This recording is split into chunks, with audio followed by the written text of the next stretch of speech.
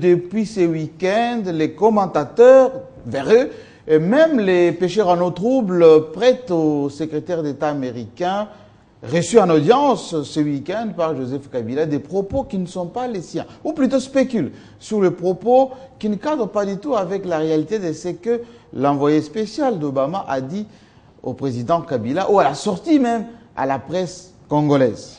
D'abord, l'audience s'est déroulée, pour ceux qui étaient sur place, à huis clos, sauf le préambule, c'est-à-dire l'entrée en matière, qui était en présence d'un comité restreint de collaborateurs du côté américain, tout comme du côté congolais. Ensuite, à la sortie de l'audience, John Kerry n'a rien dit ou n'a pas fait de déclaration. Quelques minutes plus tard, lorsqu'il a répondu à quelques questions de la presse, il a in extenso dit ceci.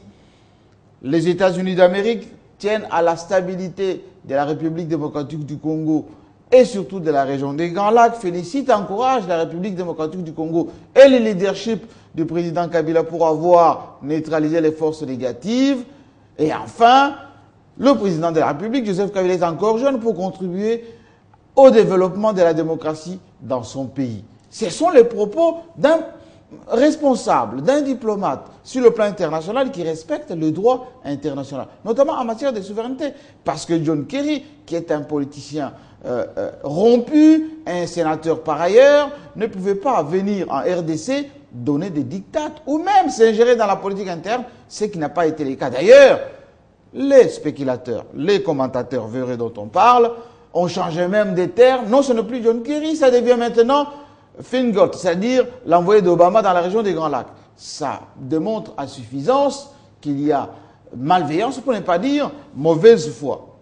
Ce qu'a dit John Kerry à la République démocratique du Congo, c'est qu'il faut continuer à stabiliser la République démocratique du Congo et la région des Grands Lacs parce qu'il y a beaucoup de foyers de tension en République centrafricaine, au Sud-Soudan, où il est allé lui-même demander la réconciliation, au Rwanda bientôt, et pourquoi pas dans d'autres pays comme la Guinée-Bissau qui vient d'avoir une élection présidentielle. Trouble. Ce qu'a dit John Kerry, c'est qu'il ne faut pas laisser un grand pays comme la République démocratique du Congo, producteur de matières sensibles comme l'uranium, entre des responsables qui ne sont pas dignes ou des responsables qui ne sont pas capables de stabiliser cette étendue. Ce qu'a dit John Kerry, c'est que les États-Unis vont continuer à encourager, pour ne pas dire soutenir, les forces armées, notamment en termes de formation, pour que ces dernières puissent, l'armée congolaise donc, stabiliser la région, la RDC, parce que de la stabilité de la RDC dépend également la lutte contre le terrorisme et les Chebabs, qui sont du côté de l'Afrique de l'Est. Ce qu'a dit John Kerry, c'est surtout que tous les signataires de l'accord d'Addis Abeba respectent et l'appliquent, le Rwanda en tête. Et d'ailleurs, c'est ce qu'il a dit aussi quand il est arrivé en Angola. Ce qu'il convient de dire ici est que dans notre pays, il y a la politique de deux poids, deux mesures. D'un côté, il y en a ceux qui disent, oui, il faut la souveraineté du Congo. Ceux qui disent, il ne faut pas vendre le pays. Ceux qui disent, oui, le Congo est grand, indépendant depuis 1960.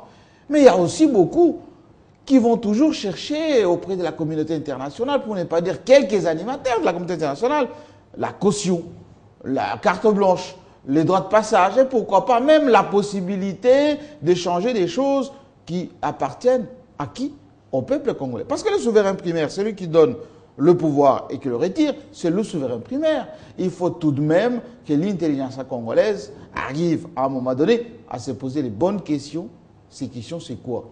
La RDC a des textes qui doivent être amendés, qui doivent être harmonisés. Tout ceci en fonction et surtout dans l'intérêt du peuple congolais, qui lui seul a la possibilité de changer les institutions. Les institutions, ça ne s'échange pas au gré des émotions ou même sur base des jalousies ou sur base des incantations.